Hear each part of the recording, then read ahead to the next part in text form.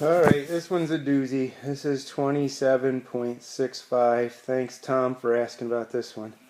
It says, suppose an electron was bound to a proton as in the hydrogen atom, but by the gravitational force rather than the electric force. And they want to know what would the radius of the first Bohr orbit be.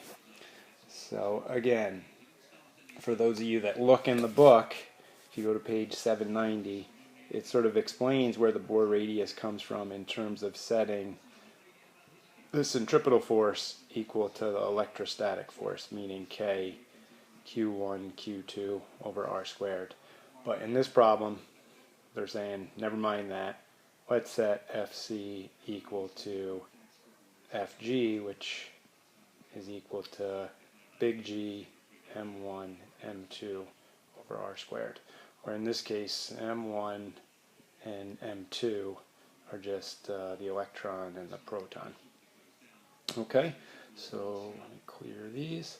So mv squared over R is going to equal big G M1 M2 over R squared.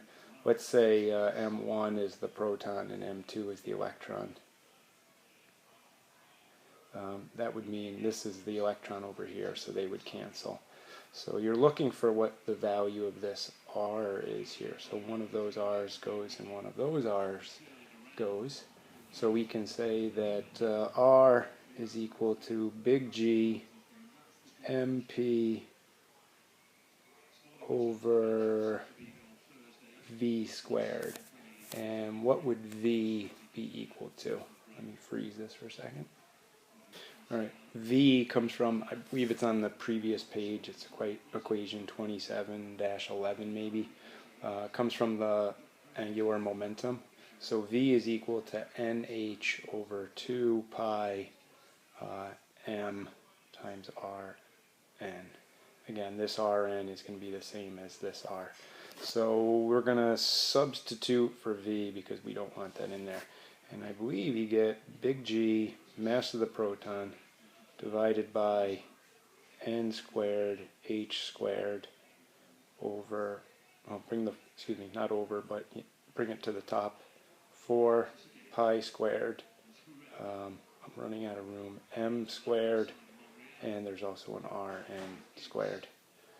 Again, just taking this and substituting it in for that.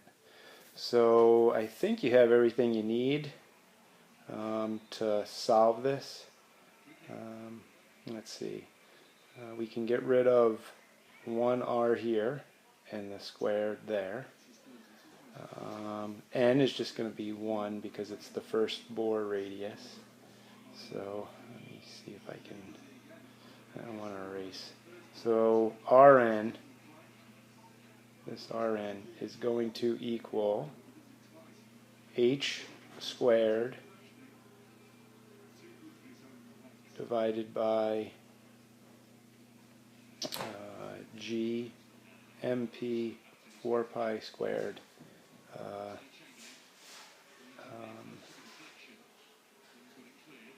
M squared. And that M, I believe, is the mass of the electron. So you have mass of the proton, mass of the electron. Double check my work, but I'm pretty sure it's in there. Okay, let me check and see if there was more to this question.